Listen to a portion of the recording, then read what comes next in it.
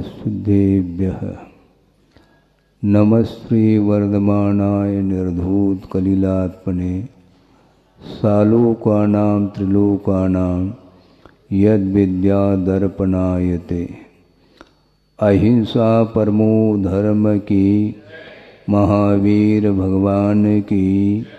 प्रातः स्मरणे परम पूजाचार्य गुरुवर श्री विद्यासागर जी मुनि महाराज की। शारीरिक, मानसिक और आत्मिक, ये तीन प्रकार की शांति। भूख लग आती है, प्यास लग आती है, तो क्षुधा और पिपासा उसके शमन के लिए जलपान किया जाता है, भोजन आदि किए जाते हैं। उसके माध्यम से कुछ क्षण के लिए शारीरिक जो भूख है वह मिट जाती है, वह तृषा मिट जाती है, किंतु उसके बाद पुनः भूख लगती है क्या नहीं? हाँ।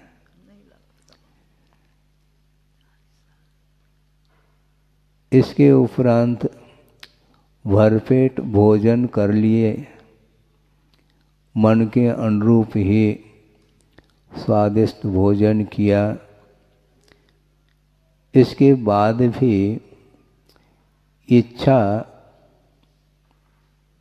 का निरोध नहीं हो पाता। किसी ने कहा कि महाराज भोजन कर लिया, उसके बाद हम 2 घंटे के लिए भोजन का त्याग करते हैं, तो यह तप के अंतर्गत आता है क्या? नहीं।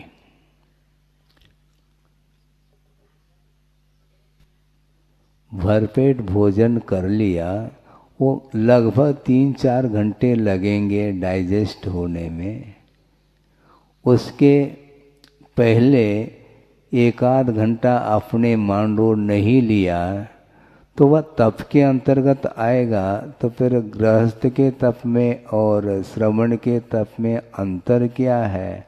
और दूसरी बात ये है, भरपेट भोजन करने के उपरांत अब इच्छा तो है नहीं।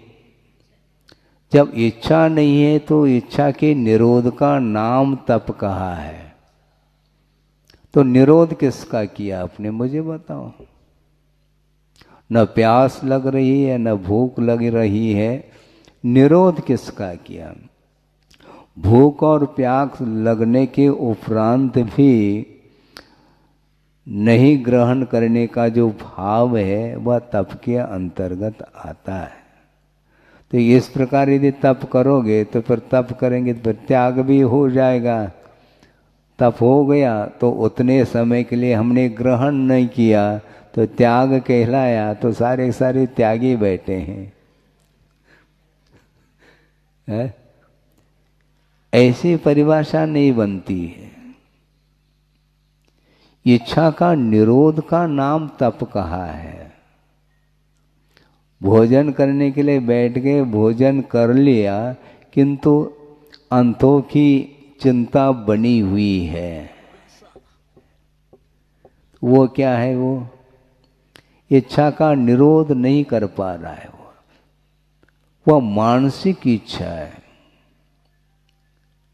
मन की भूख अभी भी लगी हुई है और उसके लिए वह प्रयत्न करता रहता है। तो इसलिए तप उसको बोलते हैं इच्छा का निरोध किया जाता है, जिसमें कई प्रकार की इच्छाएं होती हैं उनका निरोध ही किया जाता है। मोक्ष की इच्छा का भी निरोध कर ले महाराज, सब तैयार हो जाएंगे। हमें मोक्ष की क्या आवश्यकता, क्योंकि इच्छा का निरोध सो तप कहा है। ऐसा नहीं, किंतु जिन वस्तुओं के माध्यम से कर्म का अर्जन होता है, पाप कर्म का, उसका निरोध करने के लिए, उसके संवर के लिए और उन पाप कर्मों की निर्जरा करने के लिए तप किया जाता है। वह बहिरंग तप 6 प्रकार का है। अनशन अर्थात चारों प्रकार के आहार का त्याग होता है। ऊणोदर का अर्थ भूख से कम लेना, भरपेट नहीं लेना। ये अमोदर अथवा ऊणोदर बोलते हैं। इसमें भी बहुत सारे भेदोभेद होते चले जाते हैं। रस परित्याग भी होता है। षडरस पकवान बना करके आप लेते हैं तो ऊणोदर भी अच्छा लगता है, हाँ, क्योंकि सरस भोजन है। और नीरस भोजन है तो वो ये सोचता है कि महाराज उपवास करना ही अच्छा है, क्योंकि नीरस लिया नहीं जाता। ये सब तप हैं। तो अर्थ ये है कि गुरुदेव ने भी एक बार कहा था कि अनशन से भी महत्वपूर्ण ऊणोदर तप है, क्योंकि उपवास करके आप एकांत में कहीं स्थान में बैठ करके आप अपने उपयोग को स्वाध्याय में लगा सकते हैं, जाप अनुष्ठान में लगा सकते हैं, भगवान की स्तुति स्तोत्र पाठ इत्यादि में उपयोग लगाया जा सकता है। वहाँ पर तो थाली देखने में नहीं आ रही है, इसलिए अनशन तप आसानी से हो सकता है। उसमें भी कठिनाई है प्रारंभिक अवस्था में, लेकिन फिर भी ऊणोदर की अपेक्षा से वह तप सरल माना जाता है। किंतु जब आप रसोई घर में पहुंच जाते हैं और थाली पर बैठ जाते हैं, थाली पर बैठते हैं क्या? ये व्यवहार है, पाटे पर बैठता है लेकिन थाली पर बैठते ही भूख की उदीर्णा होती, इस प्रकार कहने में आता है। अर्थ यह है कि वहाँ पर भोजन सामग्री को देखते ही उदीर्णा हो जाती है, खाने की इच्छा जागृत होती है। उसको रोकना यह तप माना जाता है।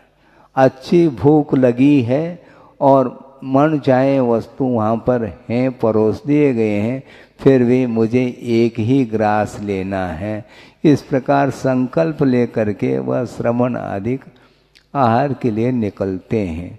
तो इसको अनशन तप से भी महत्वपूर्ण माना, ये कठिन तप माना जाता है। और रस परित्याग इससे भी कठिन। और गुरुदेव का ये कहना था कि चौके में जाने के बाद थाली दिखाते हैं तो उस समय रस परित्याग करना है। इसलिए कहा कि वहां पर मान लो कोई चीज दिखाई नहीं दे रही है, उसी का त्याग कर लेते हैं। हाँ, रसगुल्ला नहीं है और कोई पकवान नहीं है तो उसका मैं आज त्याग कर लेता हूँ, यह रस परित्याग नहीं माना जाता है।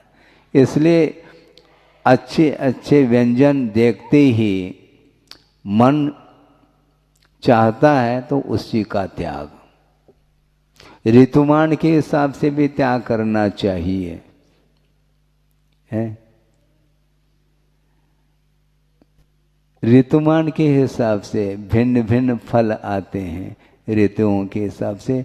जिस ऋतु में जो फल नहीं आता है उस ऋतु में उस फल का त्याग कर लिया। तो कर क्या रहे हैं अपन? त्याग नहीं कर रहे हैं, फिर भी वो त्याग तो हो गया हमारा। ऐसा त्याग नहीं होता, इच्छा का निरोध सो त्याग बोला है, उसका नाम तप कहा है। तो इस प्रकार ये श्रवण व्रति इत्यादि जो तप करते हैं वो इसी ढंग से करते हैं, इसी का नाम इच्छा का निरोध बोला है।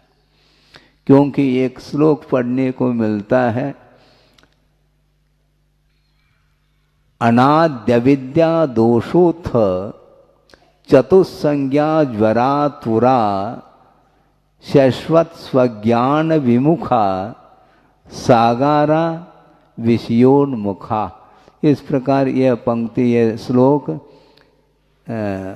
सागार धर्मामृत या अणगार धर्मामृत जो दोनों आचार्य दर्ज ने लिखी है, उसमें यह पंक्ति अपने को मिलती है। अनाद्य विद्या दोषोत, अनादिकालीन अज्ञान से उत्पन्न चतुस्संज्ञा, चार संज्ञा रूपी ज्वर से आक्रांत है और शाश्वत स्वज्ञान विमुखा, निरंतर आत्मज्ञान से विमुख होता हुआ यह संसारी प्राणी किससे विमुख है? विषयोन्मुखा, विषयों के ओर ही उसका मुख है, उन्मुख है, किंतु मोक्ष मार्ग की ओर उसकी दृष्टि नहीं जा पा रही है। ये संज्ञाएं हैं, आहार संज्ञा, भय संज्ञा, वासना और परिग्रह अर्थात मूर्छा। इन चार संज्ञाओं के माध्यम से निरंतर वह दुखी है। हाँ, दुखमेव वा ऐसा कहा है। ये दुख रूप सांसारिक जो सुख है वह सुख नहीं, किंतु सुखाभास है। सुख का आभास हो रहा है, वस्तुतः सुख नहीं। यदि वस्तुतः सुख है, फिर हम गणितीय पद्धति से आपके सामने कुछ विषय रखना चाहते हैं। मान लो एक लड्डू खाने से आनंद का अनुभव आया है। जितने परसेंटेज में आनंद का या सुख का अनुभव हुआ है, उससे अब 2 लड्डू सेवन करने से दुगुना होना चाहिए, 3 सेवन करने से तिगुना होना चाहिए, 10 लड्डू सेवन करनो तो 10 गुना होना चाहिए। तो गुणित क्रम से यह सुख बढ़ना चाहिए। बढ़ता क्यों नहीं? कम होता है, घटता है वो। हाँ, कोई मीठी वस्तु लेते हैं तो 2-4 ग्रास लेने के उपरांत गैप रखते हैं, मुख शुद्ध करने के लिए। चौकी वालों ने कहा कि महाराज मुख शुद्ध हो जाता है और ये कौन से बेसन के जो भी एटम है मुख शुद्ध हो जाता है। हमने कहा कि भैया कुल्ला करने में शुद्ध हो जाएगा ना, मुख तो शुद्ध करना। बैठ जाएंगे, आहार के पश्चात कुल्ला कर लेंगे, मुख तो शुद्ध करना ही है। इससे क्यों शुद्ध करना? शुद्ध करने का तात्पर्य ये है कि दोबारा पुनः उस मीठी वस्तु का सेवन करना है। इस प्रकार बीच बीच में अंतर ले करके वह सेवन करता रहता है। इसको बोलते हैं इच्छा। वो कभी शांत नहीं होती, उसका निरोध करना पड़ता है।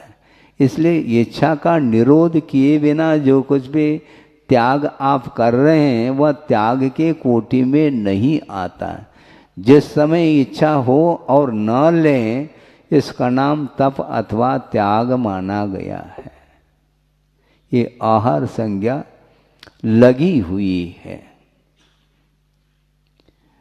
शरीर के पोषण के लिए, इंद्रिय के पोषण के लिए, शरीर को पुष्ट बनाने के लिए, इंद्रिय पोषण के लिए यदि वह आहार ग्रहण करता है तो उसके द्वारा कर्म की निर्जरा संभव नहीं है। हाँ, इच्छा है, वहां पर शरीर का पोषण कर रहा है। और जो श्रमण आदि होते हैं और शरीर और इंद्रियों का पोषण नहीं करते, किंतु संयमठम, संयम के अनुपालन करने के लिए रत्नत्रय के अनुपालन करने के लिए आहार की आवश्यकता पड़ती है और आगम के अनुरूप वो आहार लेते हैं। इसलिए आहार लेते समय भी असंख्यात कर्मों की निर्जरा वो कर लेते हैं। इसके उपरांत भी आचार्यों ने ये कहा कि आहार संज्ञा के समय पर धर्म ध्यान नहीं हो सकता। आहार संज्ञा ये धर्म ध्यान के लिए कारण नहीं, उस समय निश्चित रूप से अनुपात से आहार ध्यान होता। उस समय भूमिका के अनुरूप अनुपात से आहार ध्यान ही होता है, क्योंकि तद अविरत देश विरत प्रमत संयता नाम, वह आहार ध्यान अविरत अर्थात प्रथम गुण स्थान से लेकर के चतुर्थ गुण स्थान तक, देश व्रत का अर्थात पंचम गुण स्थान होते, प्रमत्त संयता नाम छठे गुण स्थान तक आहार संज्ञा की सीमा बताई है। इसलिए आहार की क्रिया के समय पर आहार ध्यान नहीं, किंतु आहार की जब इच्छा होती है उस समय आहार ध्यान निश्चित रूप से होता है, क्योंकि क्षुधा इष्ट है कि अनिष्ट है? बोलिए, है? नहीं, क्षुधा का शमन इष्ट है, क्षुधा इष्ट नहीं। इसलिए क्षुधा के शमन के लिए, प्रशमन के लिए वह गया है। इससे स्पष्ट है क्षुधा अनिष्ट है, तो अनिष्ट का समागम हुआ है, तो उसको दूर करने के लिए जा रहा है। इसका नाम आहार ध्यान, क्योंकि अनिष्ट का संयोग हुआ, इसको दूर करना और इष्ट के समागम के लिए जा रहा है। आहार उसके लिए इष्ट है और क्षुधा अनिष्ट है। ये दो प्रकार का आहार ध्यान माना गया, इसलिए उस समय धर्म ध्यान संभव नहीं है। आप इसमें तर्क नहीं कर सकते हैं, उसके पहले हम तर्क रखते हैं। क्या? यदि आहार संज्ञा को हम धर्म ध्यान मानते हैं, आहार संज्ञा के समय पर भी धर्म ध्यान यदि मान लिया जाए, तो प्रश्न ये उठता है कि एक भुक्ति क्यों? बार बार यदि आहार लेंगे तो बार बार धर्म ध्यान का अवसर आएगा ना। क्यों क्यों हंस रहे? क्योंकि आहार लेने से यदि धर्म ध्यान होता है तो एक बार नहीं, दो बार नहीं, तीन बार नहीं, चार बार, जिस प्रकार गृहस्थ भोजन कर रहा है तो वह बार बार धर्म ध्यान कर रहा है और अपन ये कई बार कर रहे हैं धर्म ध्यान। बोलो अब क्या बोलना? बोलती बंद। क्योंकि आहार की इच्छा संख्या कभी भी धर्म ध्यान उस समय नहीं होगा। हाँ, ये बात अलग है, वह आहार ध्यान धर्म ध्यान के लिए कारण हो सकता है, क्योंकि धर्म ध्यान करने के लिए आगम के अनुरूप वह आहार ले रहा है, प्रासुक आहार ले रहा है, अंतराय का पालन करता हुआ वह ले रहा है श्रमण। इसलिए वह आहार की क्रिया वह धर्म ध्यान के लिए है, किंतु आहार की जो इच्छा है वह तो आहार ध्यान ही माना जाएगा। मिथ्या दृष्टि का आहार ध्यान, अविरत सम्य दृष्टि का आहार ध्यान, देश वृत्ति का आहार ध्यान और एक सकल वृत्ति यानी महावृत्ति का आहार ध्यान, किंतु आहार ध्यान ही इसको मानते हैं। तीर्थंकर भी केवल ज्ञान उत्पन्न होने के पूर्व में छद्मस्त काल में वे भी आहार के लिए उठते हैं। तो किस लिए उठते हैं? वो 6 महीने तक जिन्होंने संकल्प पूर्वक अनशन अर्थात उपवास किया, उसके उपरांत क्यों उठ रहे हैं? 6 महीना तक मिला नहीं। ये आहार की विधि को बताने के लिए उठ रहे हैं महाराज। इस प्रकार किसी के अंदर विकल्प आ सकता है, एक दिन बता देते नहीं।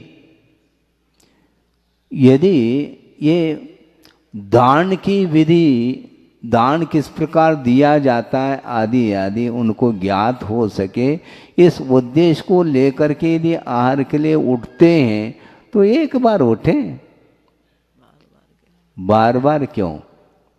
और दूसरी बात है, ये विकल्प आना ही नहीं चाहिए उन्हें, क्योंकि अखंड मौन धारण कर लिया, फिर समझाने का विकल्प क्यों? या तो उपदेश दे दो, सबसे अच्छा तो ये है। हाँ, माइक लगा देंगे, हाँ, 2 माइक लगा देंगे और अच्छे से आप उपदेश दे दो। उस उपदेश के माध्यम से मोक्ष मार्ग का उपदेश देते हैं तो श्रावकों को लाभ होगा और उनके माध्यम से श्रवण की आहार की चर्या सब फिर गए आ गई। हाँ, बिना अंतर के एक आध क्षण के लिए हो जाता। तो इस प्रकार नहीं, किंतु इच्छा है भीतर।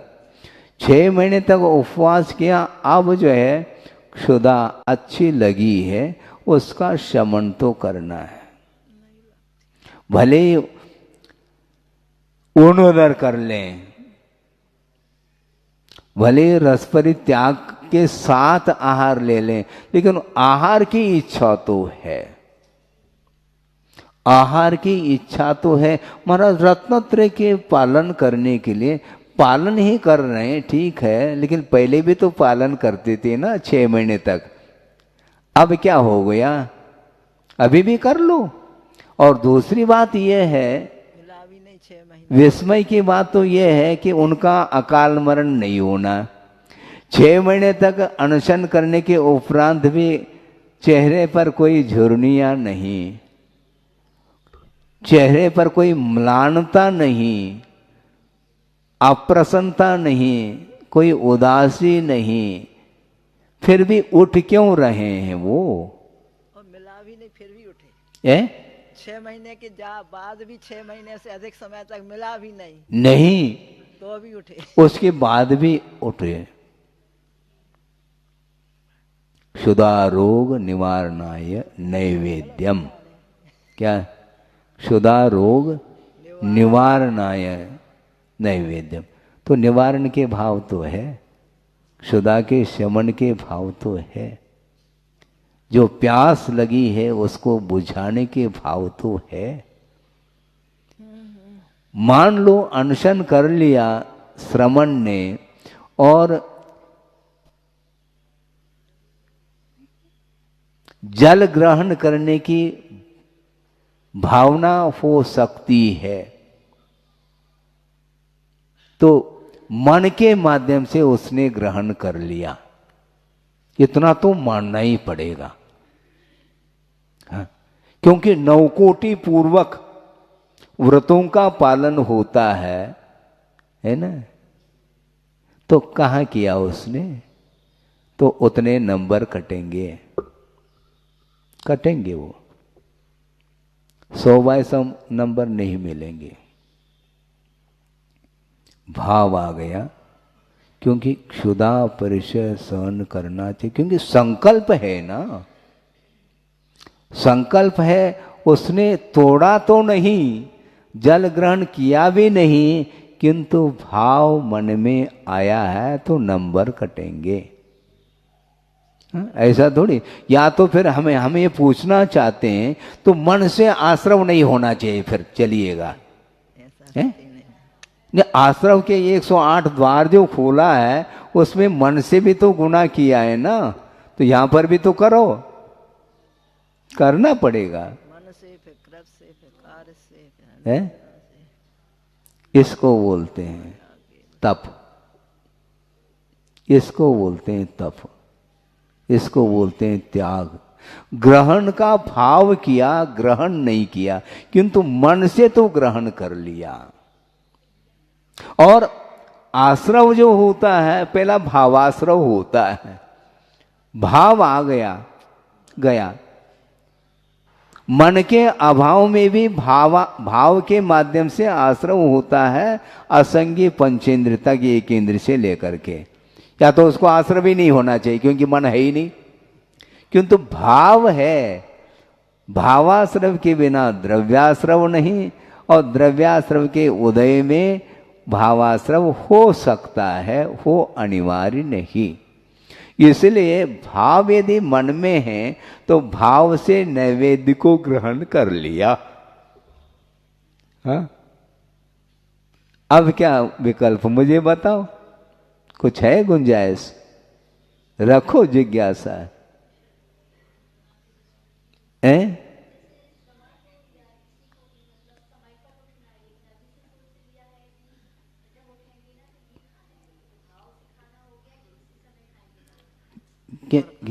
पहले से क्या? हाँ,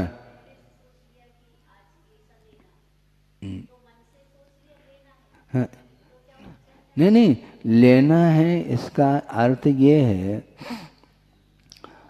इच्छा है। लेना है इसका अर्थ आहार संज्ञा है। आहार संज्ञा है तो आश्रव है। क्या तो आहार संज्ञा के बिना भी आश्रव होता है, ऐसा मान लो। फिर आहार की इच्छा है तो आश्रव, ग्रहण भाव आ गया, अब करो अथवा न करो ग्रहण, किंतु उसके प्रति मूर्छा हो गई, वह परिग्रह संज्ञा। इसलिए कहा गया चतुसंज्ञा ज्वरा तुरा सागारा विषयोन्मुखा, ऐसा। और निरंतर विषयों के प्रति आकांक्षा उसकी बनी रहती है, पल की खबर नहीं और सामान, क्या कहा, पल की खबर नहीं और सामान 100 साल का। ये सब क्या है? परिग्रह संज्ञा है। और कौन सी संज्ञा मुझे बताओ? हाँ, जब तक इच्छा बनी रहेगी तब तक वह आर ध्यान के भीतर ही वह चला जा रहा है, और वह आर ध्यान के साथ ही समय व्यतीत कर रहा है। वस्तु ग्रहण करो अथवा न ग्रहण करो, इच्छा है तो तप नहीं। इसलिए इच्छा के निरोध का नाम तप कहा है। जब जब इच्छा हुई तब तक वह मन से तो वह वो कौन से क्या बोलते हैं, अतिक्रमम व्यतिक्रमम यद भ्रमते व्यतिक्रमम अतिक्रमम यद जिनातिचारम सुचरित कर्मणा। उसमें मन से भी आया है। हाँ, क्षतिम मना शुद्धि। हाँ, मन की शुद्धि क्षति को प्राप्त होती है, अतिक्रम है, यही अतिक्रम हो गया। हाँ, क्षतिम मन शुद्धि विदे अतिक्रम। तो अतिक्रम का भाव, संकल्प लिया था तो सोच विचार करके संकल्प लेते, धैर्य रखो कि 24 घंटे के बाद मिलने वाला है तुम्हें, और वो भी मिले अनिवार्य नहीं, अंतराय हो सकता है। ये सब कंडीशन है। हाँ, अंतराय हो जाएगा तो पर हम तो ये सहन नहीं होगा, इतनी छूट होनी चाहिए। नहीं, पहले से छूट रख लो। फिर नहीं, ये संभव नहीं। 28 मूल गुणों का निर्दोष पालन करना है।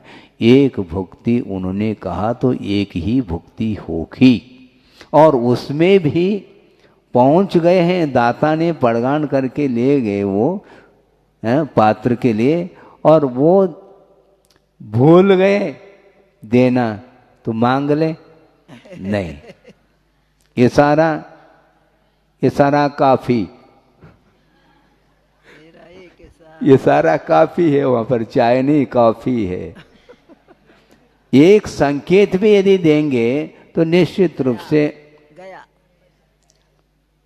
या तो मौन खोल दो, ये कोई काम करो ना। सामने थाली है, उस थाली की ओर दाता की दृष्टि नहीं जा रही, कौन सी वस्तु देना और क्या, विस्मृत हो रहा है, वो स्मरण में नहीं आ रहा है या उपयोग अन्यत्र गया है। और उस थाली को हम देख लें तो नहीं, उधर नहीं देखना, कर पात्र को देखो, थाली को नहीं। हाँ, थाली को वो संशोधन करके वह दे रहा है, अपने को कर पात्र की ओर दृष्टि रखना, उसकी ओर दृष्टि नहीं। उधर यदि दृष्टि रखेंगे तो निश्चित बहुत कुशलता से वह दे देगा कि महाराज को फिर भी नहीं ये आवश्यक है, इसकी इच्छा है, जरूरी नहीं दे दे। आहार संज्ञा तो है, लेकिन हम संकेत नहीं देंगे। मिलना हो तो मिले, देना हो तो दीजिए। देश रहे। बिल्कुल, इसमें क्या दिक्कत है, देना हो तो दीजिए। संयम का उपहार। हाँ, तो उसके ऊपर है, मन में भी भाव नहीं आएगा कि ये अमुक वस्तु है वो दे दें, उसमें संप्रेषण ठीक नहीं। हाँ, नहीं तो संप्रेषण के माध्यम से भी उसकी पूर्ति हो सकती है। इतना श्रवण जो है ना, बारीकी के साथ, सूक्ष्मता के साथ उस आहार की क्रिया को संपन्न करता है, इसलिए उस अवसर पर भी वह असंख्यात कर्मों की निर्जरा करता है, जबकि वह गृहस्थ के लिए संभव नहीं है। तो इसलिए ये इच्छाओं को रोकने के लिए कहा, इच्छा का निरोध सो तप कहा है। भरपेट भोजन कर लो और 1 घंटे के लिए आहार का त्याग, चतुर्विध आहार का त्याग, अथवा अन्न का त्याग, उसमें भी जल रख रहा है वो, ये सब क्या है, ऐसा नहीं है। नियम क्या कहलाया, सुनो, तो त्याग कब, जब ग्रहण की इच्छा नहीं होते हुए भी उसका त्याग होता, उसका नाम त्याग माना जाता है।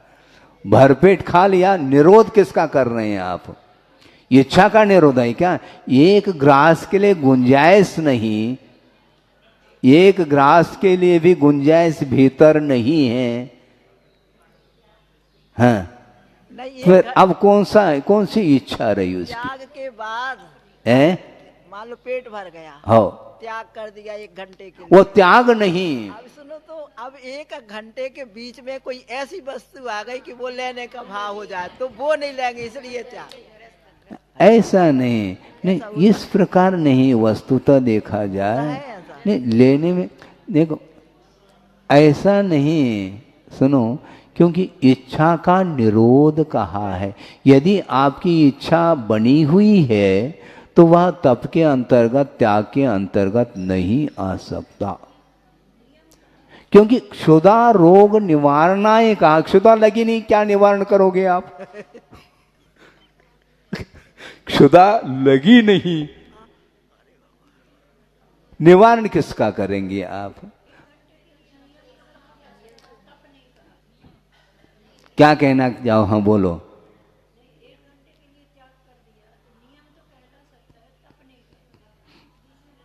नहीं, त्याग किसका नाम है ये पहला बता दो। नहीं, ग्रहण का त्याग, ग्रहण करने की इच्छा जब होगी उस समय जो त्याग किया जाता है उसका नाम त्याग, उत्तम त्याग वही माना जाता है। उत्तम शब्द क्यों जुड़ा हुआ है हमें बता दो।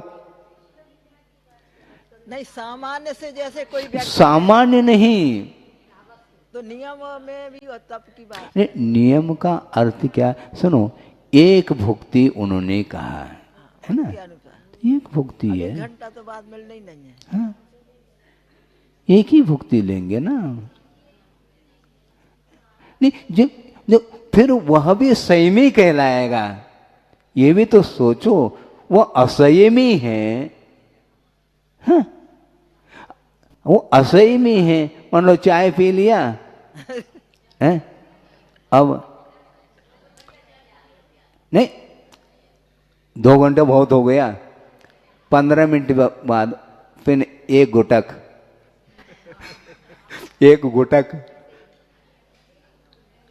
क्या करेंगे मुझे बताओ आप।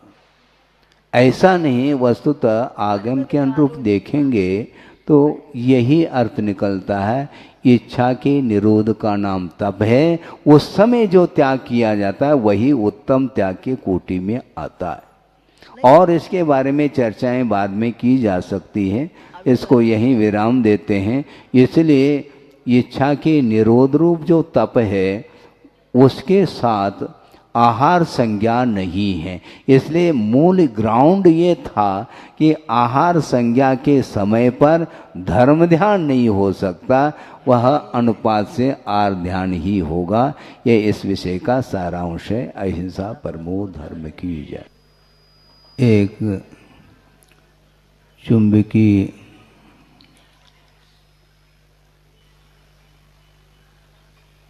तत्व है जो कि लोह तत्व को अपनी ओर आकर्षित करता है, दोनों का संबंध हो जाता है। इसी प्रकार आत्मगत कुछ ऐसे परिणाम हैं जिन परिणामों के माध्यम से कर्मों का भी संबंध हुआ करता है। कर्म दिखाई नहीं देता, वह विश्वास का विषय बनता है। आत्मगत परिणाम भी देखने में नहीं आते और वह कर्म भी देखने में नहीं आता, किंतु उन दोनों का संबंध हो जाता है। और यह संबंध हुआ नहीं, अनादिकाल से इसका संबंध है। पैड़ी शील सहावो जीवंगानम अनाय संबंधो कणयो वले मलम वा तानतिथम स्वयं सिद्धम। स्वयं सिद्ध है, तयो अस्तित्वम स्वयं सिद्धम। शरीर, अंग अर्थात शरीर और जीव, इन दोनों का अपने आप में संबंध अनादिकालीन संबंध है। उस संबंध को तोड़ने के लिए यह पुरुषार्थ किया जा रहा है, मोक्ष पुरुषार्थ। और जो छोड़ने की इच्छा रखता है उसका नाम मुमुक्षु ऐसा कहा। मोक्तुम इच्छु मुमुक्षु, जो छोड़ने की इच्छा रखता है उसका नाम मुमुक्षु है। और जो जोड़ने की इच्छा रखता है वह बुभुक्षु है। भोक्तुम इच्छु बुभुक्षु, जो भोगने की इच्छा रखता है, पर वस्तु के साथ संबंध रखने की इच्छा रखता है, उसका नाम बुभुक्षु बोला है। आपको क्या बनना है? मुमुक्षु क्या बुभुक्षु है? मुमुक्षु। लेकिन जहाँ से आए हैं वहाँ पर यदि नहीं लौटेंगे तो मुमुक्षु कहलाएंगे। और लौटना तो है, ये तो क्लियर कट है। हाँ, लेकिन गुरुदेव ने ये कहा था, प्रथम बार प्रवेश किया था सतना नगर में, और प्रवचन में उन्होंने ये कहा कि सतना, हाँ, सतना वह सत नहीं है, हाँ, नश्वर है। क्षेत्र के अपेक्षा से भी संबंध जोड़ता है, द्रव्य के अपेक्षा से संबंध जोड़ देता है, काल के अपेक्षा से भी संबंध जोड़ता है। ये जोड़ता है, हर चीज के साथ संबंध जोड़ता है। काल के साथ कैसा संबंध जोड़ता है महाराज? है? आज मेरा जन्मदिन है, अवतरण दिवस। वो शब्द बदल गए हैं, बात वो कही, बात वो ही है। हैं, क्योंकि महाराज जन्म दिवस का निषेध करते हैं। तो अब जन्म शब्द को हटा करके अवतरण दिवस है, अवतरण का अर्थ भी जन्म ही होता है। तो काल के साथ भी संबंध जोड़ देता है, और क्षेत्र के साथ भी संबंध जोड़ देता है। जोड़ता है कि नहीं? कौन सी एक पंक्ति आती है, भूल रहा हूँ, हाँ याद धीरे धीरे आ रहा है। जननी जन्मभूमिश्च स्वर्गात अपि गरीयसी कहा, ये लोकोक्ति है, कहा तो है। जननी अर्थात माँ, और जन्मभूमि जहाँ पर जन्म हुआ है, ये दोनों स्वर्ग से भी श्रेष्ठ है ऐसा बोलते हैं। इसीलिए जन्म क्षेत्र के प्रति भी अटैचमेंट है, काल के प्रति भी है, द्रव्य के प्रति तो है ही। ये जो संबंध है, ये संबंध भयानक है, इसी को बोलते हैं राग बोलते हैं ये। और किसी एक वस्तु के प्रति राग है तो निश्चित रूप से उसके प्रतिपक्ष जो तत्व है उसके प्रति द्वेष अपने आप शुद्ध हो जाता है। आप छाया में बैठे तो छाया के प्रति राग है, इसे स्पष्ट है धूप के प्रति द्वेष है। यदि धूप के प्रति द्वेष नहीं है तो छाया में क्यों बैठे, छाया के प्रति राग क्यों है? राग है तो वहां पर निश्चित रूप से किसी वस्तु के प्रति द्वेष शुद्ध हो जाता है। आपको मीठा पसंद है? तो कड़वा पसंद नहीं है, अपने आप पारिशेष न्याय इसी को बोलते। पारिशेष न्याय से यह सिद्ध हो जाता है कड़वी चीज आपको पसंद नहीं है। कभी कभी कड़वी भी पसंद आती है, करेला वगैरह समय पर, लेकिन प्राय करके अब ये देख लो, एक ग्लास जूस दिया है, लेकिन कौन सा है? नीम का। नीम जिसके सेवन से रक्त शुद्ध होता है, इस प्रकार वैद्यों का कहना है। तो आप जिस प्रकार गन्ने का रस पीते हैं उस प्रकार नीम का रस आप पीते हैं क्या? पीना पड़ रहा है महाराज, मतलब पीना अलग है और पीना पड़ रहा है ये अलग है। पीने की इच्छा नहीं है, बिना मन के जल्दी जल्दी पी लेता है वो, लेकिन गन्ने का रस लेते हुए पीता है। उसमें रस आ रहा है, रस में भी रस आता है, इसलिए जल्दी जल्दी नहीं पीता वो। पानी जिस प्रकार पी लेते हैं, समय लगाता है, स्वाद लेता लेता वह पी लेता। तो इसी को बोलते हैं राग और द्वेष। एक अपने लिए जो अभिष्ट वस्तु है उसके प्रति राग हुए बिना नहीं रहता, और जो अपने लिए जो अभिष्ट नहीं है उसके प्रति ऑटोमेटिक द्वेष हो जाता है।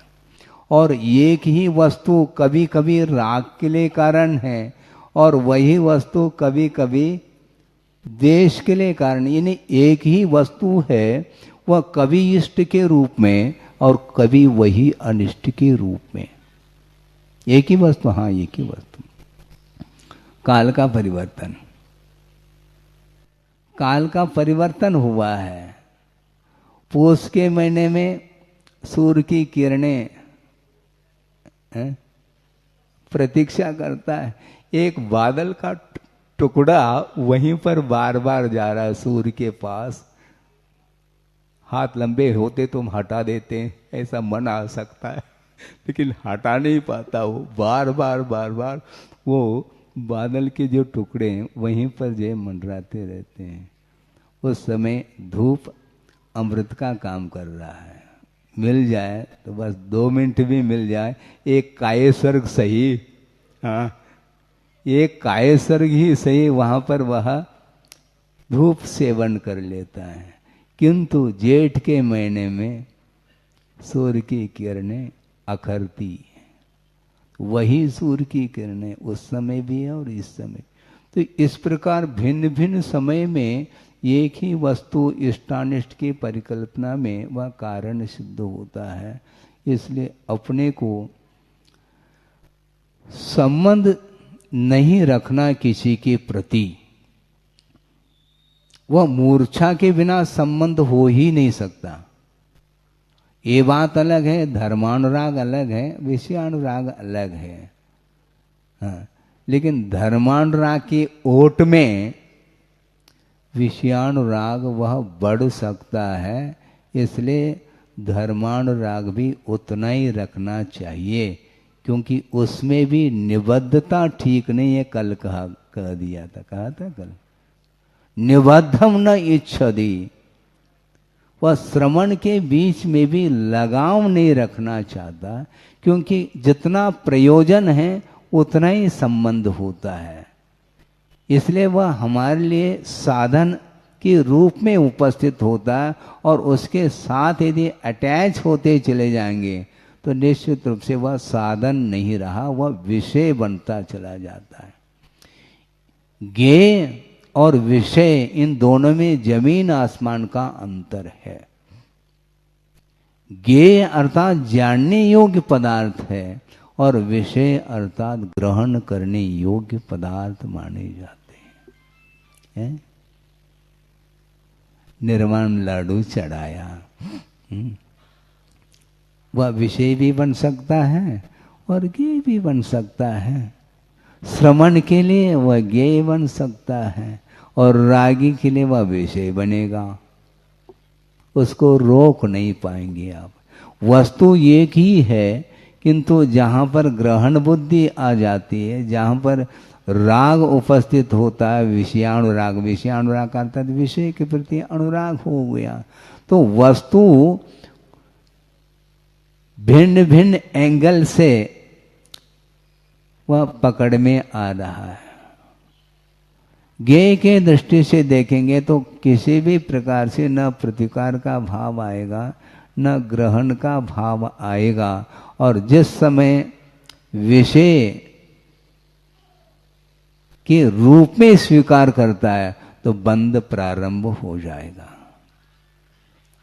रतो बंधदि कम्मम, ऐसा का राग यदि है तो निश्चित रूप से बंद होगा। ज्ञान बंद के लिए कारण नहीं है, राग बंद के लिए कारण है। बंधन से मुक्त होना है तो राग से ऊपर उठने का हमें पुरुषार्थ करना है। समय बहुत अल्प है, फिर भी एक दृष्टांत के माध्यम से इस विषय को स्पष्ट किया जा सकता है। गुरुदेव ने प्रवचन में बात रखी थी और उन्हें यह अनुभव हो चुका था। घटित घटना उन्होंने रखी थी। स्कूल में जब आचार्य महाराज पढ़ते थे उस समय का वह प्रसंग है। स्कूल गए, अकेले थोड़ी गए, मित्र मंडली भी हैं, साथ साथ गए हैं, और स्कूल में सुबह से लेकर के शाम तक अध्ययन अधिक हुआ। फिर लौट रहे हैं घर की ओर, अकेले नहीं, मित्रों के साथ ही घर की ओर लौट रहे हैं, और बीच में गर्मी का दिन था और घर दूर हैं। बीच में एक वृक्ष के नीचे बैठने का मन हो जाता है। सभी मित्रों के साथ बैठ गए। वो वृक्ष कौन सा था? आम का। इसी को अनुक्त ज्ञान बोलते हैं। पेड़ कहा हमने, वह वृक्ष कहा, कौन सा था? आम का था। इमली का भी हो सकता है, लेकिन फिर भी आम का था। वो बैठ गए और बच्चे पत्थर मार रहे हैं। आम खाना है। और आचार्य महाराज भी, विद्याधर वो भी बैठे हैं, उनका भी मन हो गया कि आम तोड़ना है। और लगातार पत्थर फेंक रहे हैं, किंतु आम नीचे नहीं गिर रहा है, किंतु आम का एक कोर गिरता है, पूरा आम नहीं गिरता, क्योंकि वह कच्चा है। जो वृक्ष से या डाल से उस आम का जो संबंध है, वह डंठल से संबंध है उस आम का, वो आम कच्चा है, इसलिए वह कोर कोर के रूप में नीचे आ रहा है। किंतु कई पत्थर फेंकने के उपरांत भी वह साबुत आम नहीं गिरा। आचार्य महाराज को उस वृक्ष के माध्यम से उपदेश मिल गया और आप लोग उपदेश सुनने के लिए बैठ गए। क्या उपदेश मिला महाराज इसमें?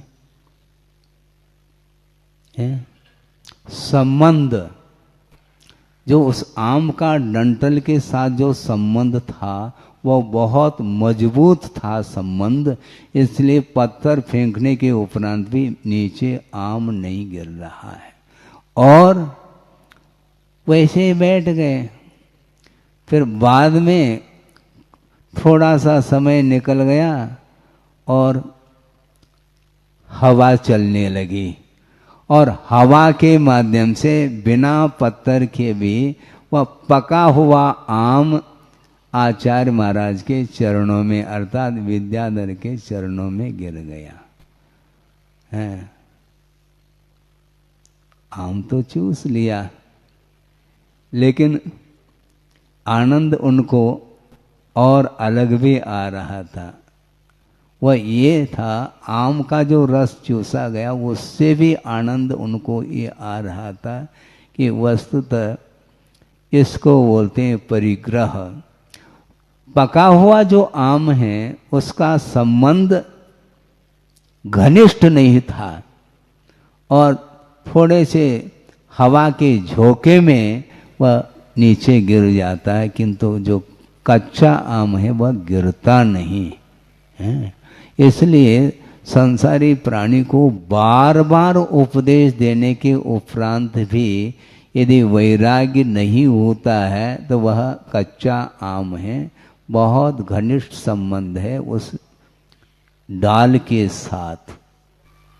एक दिन नहीं, 2 दिन नहीं, एक भव नहीं, कई भव व्यतीत होते हैं। कई बार यह मन में बात आती है कि देखो, उसी भव से मुक्त होने वाले तीर्थंकर और दीक्षित होने के उपरांत वह साधना में रत हैं, किंतु उन्हें भी 1000 साल लग गए, और अपन 1000 साल लग गए। हम 10 मिनट कर लेते हैं, घड़ी देख लेते हैं कितना समय हुआ। दुकान खोलना, मकान, दुकान चलाना है, तो प्रभु के चरणों में 10 मिनट, और दुकान में वहां घड़ी की आवश्यकता नहीं। हाँ, टिफिन लेकर के आया है लड़का, हाँ क्या बोल रहा है? बोलने की क्या आवश्यकता है? टिफिन देखो पिताजी, समय हो गया भोजन का। लेकिन वो कहता अभी भोजन की आवश्यकता नहीं, भूख नहीं लगी है, क्योंकि पेट की भूख तो तनक सी है, तन की भूख, किंतु पेट ही भरना है ना, और पेट ही भरना है तो पेट को थोड़ा गौण करना पड़ता है। अभी बहुत सारे ग्राहक लाइन लगी है, इसलिए बाद में देख लेंगे, ठंडा हो जाएगा, होने दो ठंडा। हाँ, क्योंकि नोट गिन रहे हैं ना, गरम गरम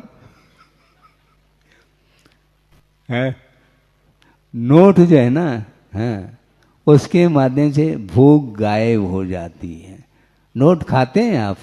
नोट तो नहीं खाते महाराज, बिना नोट के भी खरीद नहीं सकेंगे ना। तो ये जो लालसा है ये मूर्छा है।